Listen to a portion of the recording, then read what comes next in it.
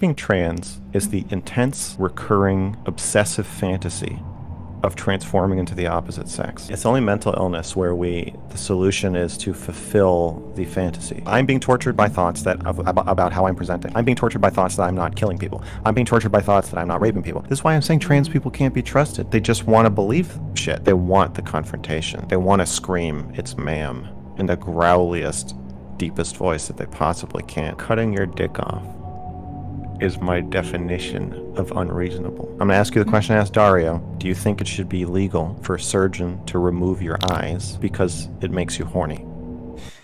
Trans people are compulsively obsessed with turning into the opposite sex. Hormones and surgery are self-harming. I don't think cross-dressing or changing your name or the way you act or the way you talk or makeup, I don't think those are self-harming. There's a pretty strong divide between acting like, living as, talking as, thinking as a woman or man versus actually changing your body. Yeah, it seems like you have a lot against changing your body. I do. Yeah. I'm against it. Why I is think that?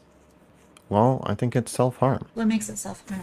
So if you get bottom surgery, the only way that's allowed is if we're defining your penis as no longer part of your body. It's not supposed to be there. And if it's not supposed to be there, then it should be removed. It's like a growth. But I don't think that's true.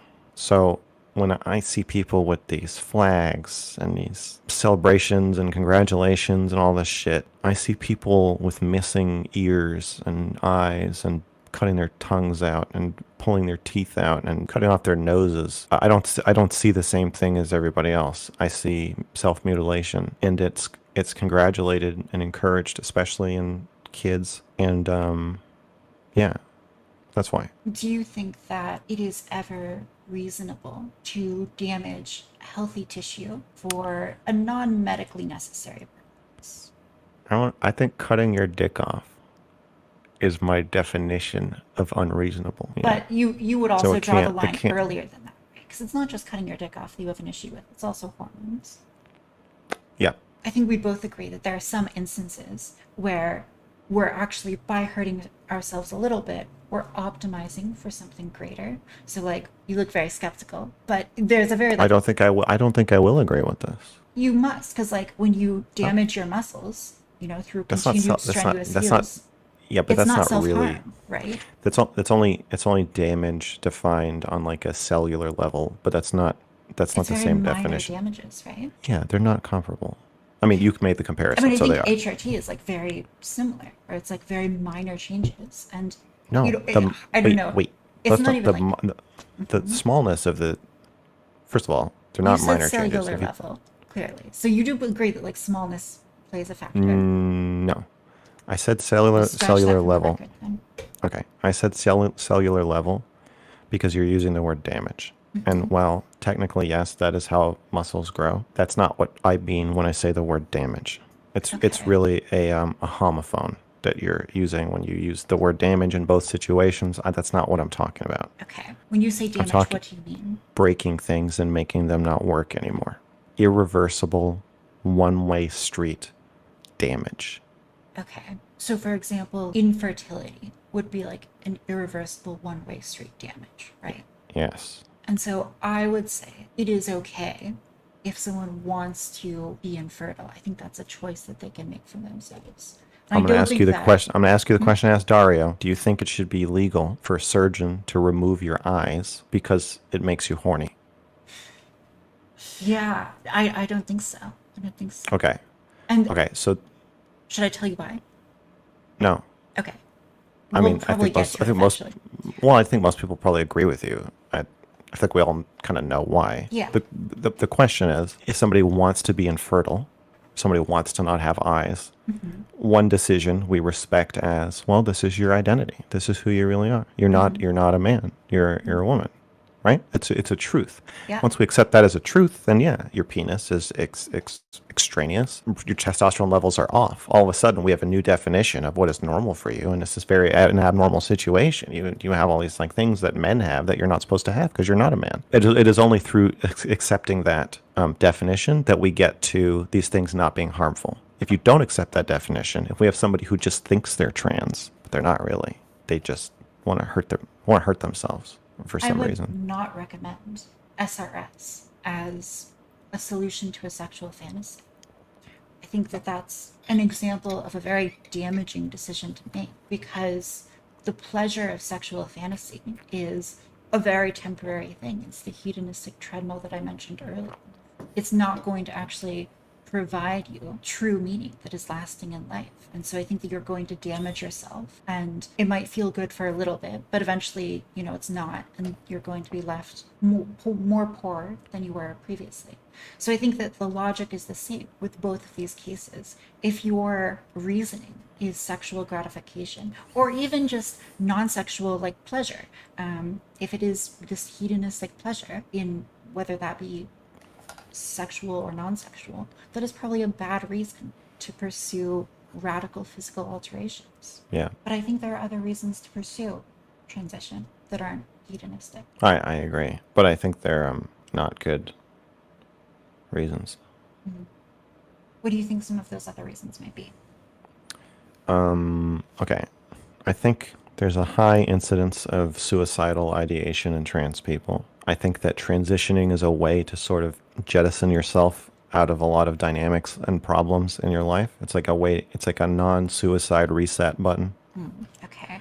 where you literally call it your dead name. Like you're literally killing your identity, but you're like, I don't want to die. I want to live, but I want to kill myself. So a transitioning is a way to like do both. Interesting. So then it's not surprising. Like if suicidality or wanting to destroy your identity or overturn most of your life is like, it's so obviously you have to be interested in doing that or willing to do that to transition. So then it makes sense to me that you're going to see like a high correlation with suicidality. So hitting the eject button, but having a parachute, I would say that's like one reason I see. Another, people feel really bad about their bodies. They feel bad about their gender roles. They've been sent signals that being a woman or being a man is bad in some way, and so they just are not comfortable in their bodies. They want to get out. I think there's there's a couple new reasons now that it's kind of catching socially. There's a lot of hatred, especially among progressives, of cis people, straight white males, and you get a party thrown for you if you transition. You go from being a small little nerd, whatever nobody likes, to it's a for as much as progressives talk about trans people being hated, they're quite celebrated in certain circles as well. And then I think there's a passive aggressive passing or trans people who want to pass hate these trans people.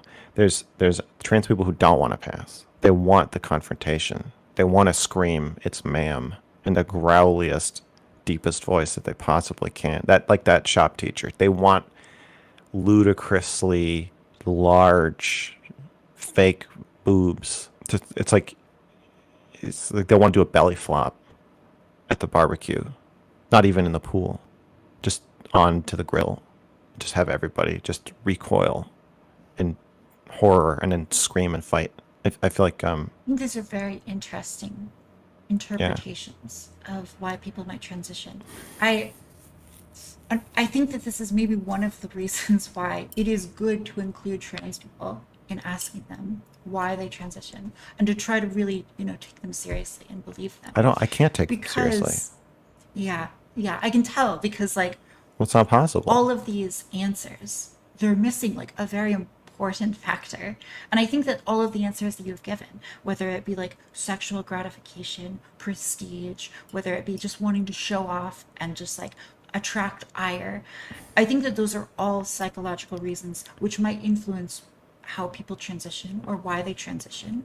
But I Yeah. think that like there's this other very core thing, which is just that like if you are trans and if there is some part of your brain that has the mental illness that we've discussed earlier, your brain is going to torture you for completely arbitrary and completely illogical reasons. I don't believe that at Well, all. let me finish. Because I think that what happens is when you're very young and you're trans, you have a sense of what it means to be a man and a woman.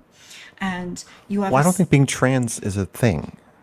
yeah, so you don't think there's any like underlying No. biological reality? No. Yeah, so Absolutely not. I think that there's your position, right, which doesn't have which doesn't have the underlying biological reality as part of your Wait, picture of wait. the If there's an world. underlying biological reality, then why are Hmm. you saying Buck Angel's definition of trans is the best? Buck Angel would say that he has a mental illness.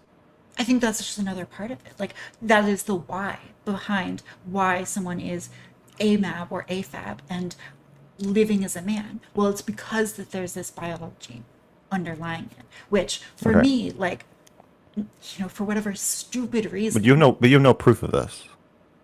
I would say that like the suicides that we talked about earlier is a really good example of You have some no that proof that there's a biological underlying truth. No one has any yeah, we proof of do this. have evidence of this. And like the We have no suicides would be proof. one of. We have no proof. I mean, like we have no smoking gun like specific thing, No, but we we have have no evidence. actual proof. We don't know. No one can Fair, look at your fair brain and enough. tell you that you're trans. I know So that's this is just yes. something you. Okay, so We this is can't. why I'm saying trans people can't be trusted My because friend. because I think that they just want to believe shit. We already know trans people want to believe shit about themselves that's not true. So then when we start asking, they're like, okay, so I feel like it's a biological reality. What the fuck does that mean? That No, doesn't mean anything. You're not that's a not what I said. scientist.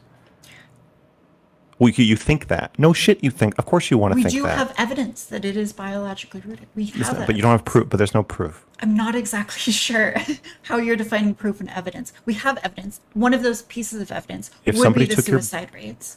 if somebody So, examined your brain, they would okay. not be able to tell that you're trans. It's a very like simplistic way of understanding biological reality. Is Yeah. lots of like we can't identify lots of things that have biological reality within the brain just by like cutting it open. Well, some things But you that can. doesn't mean that like there isn't a biological reality to it. Some things absolutely. But like Well, yeah. most I I mean would like say most mental illness has a big question mark next to it as to the like there's no even schizophrenia. It's not like if you have schizophrenia, then your kids are going to have schizophrenia. That's not true. It's not like if you don't have it, your kids will have it. We don't know. We yeah, don't I know mean what causes it. it's my understanding is that a lot of these things are polygenetic. So like even having one gene does not necessarily mean that you will develop it, but it changes your probability of developing it because it's a mixture of environmental and genetic A factors. mixture I of would environmental guess. and genetic factors describes pretty much everything. That could also describe. Uh, also, what if being trans is the intense, recurring, obsessive fantasy of transforming into the opposite sex? What if that is biologically based? Yeah. So again, even if there is a correlation between biology and being trans, if my definition of trans is you obsessively want to turn to the opposite sex, that doesn't point to any more biological truth or biological reality that you're in the wrong body as anything else. Yeah. So like what the biology is actually impulsively encouraging people to do matters a lot here. And the reason why it matters is because if there's some biological reality which makes you feel like horribly depressed and non functional if you aren't presenting a certain way, then alleviating that through transition is actually like a pro social behavior that I don't allows think you so. to, you got to I don't think engage so. with the hypothetical here, right? No, Because I if hear it it, is but true that it's this is the wrong. case, okay, No, if it is true that this is the case, I think that's a very good reason to transition that is very it's not. positive in your life, that It's allows you not. to build sources of meaning as long as you're It's not not. like horribly depressed all the time. And I think that I don't think so. for trans people, for a lot of trans people, if you ask them, that is a significant portion of why they I know. transition. It's the only mental illness where the solution is to fulfill the fantasy. Your characterization as fantasy as being like the only or primary driver, I don't think is necessarily true. And that's Well, I'm why being I'm trying tortured. I'm to. being tortured by thoughts about how I'm presenting. I'm being tortured by thoughts that I'm not killing people. I'm being tortured by thoughts that I'm not raping people. I'm being tortured by thoughts that I'm not standing on my head. I'm being every time I I eat. don't I'm think that tortured by thoughts. I'm transitioning tortured is the same as with the torturing someone no, no, or no. raping It's them. no. You said no. Well, what it is? Really. Yeah, You transition is the same as raping someone. yeah, but yourself. I see. It's like I'm hearing an anorexic person say, "No, you don't understand. Every time I eat, I am filled with burning disgust, rage, a compulsion not to eat, or a compulsion to, withhold or whatever." And you see me as one way. I see myself as another way. But we would never say to people, okay, well, if you really feel that strongly about it and we found some genetic whatever, then go ahead and don't eat. Anorexia, if carried to its natural desire, necessarily leads to death or, severe physical degradation. And I don't I, think that well, I, hormones are the same thing. I, Obviously, kn- right? I know, but I do. I think that that is maybe not very I mean, even understanding of OCD people. reality. Imagine an OCD person is like, oh, I just have to keep my nails so short that they're just like a little bloody. Or people who pull their hair out. We don't just say, okay, well, the solution is to pull all your hair out and then wear a wig. We don't say that. We don't say, okay, yeah, just file your nails down to the quick and then wear like fingertips. So wear gloves. We typically do not let people or encourage people. Imagine parties on Twitter for people who pulled all their hair out Yeah, so I'll very obsessively. quickly try to Yeah. address this because I think there is like a good analogy here. And the important analogy is that oftentimes in the way that we talk to trans people and treat them, we encourage their neuroticism. So, like, if a trans person feels bad because they got misgendered, we tend to like talk to that person and Being remind them, trans is neuroticism. we tend to talk to them and reinforce that feeling of negative, response. Like, yeah, not only is it terrible that you got misgendered, but that person misgendering you actually puts you at risk at suicide. We would never tell an OCD person that, or someone who's like afraid of spiders that, right? Because it reinforces that behavior. So I think Yeah. that we should do everything in our power not to reinforce that behavior. But at the end of the day, if like an OCD person, if they're This just is like, not, yes, you're not really responding to anything I just said. I think that we should try not to encourage the worst of the neuroticism.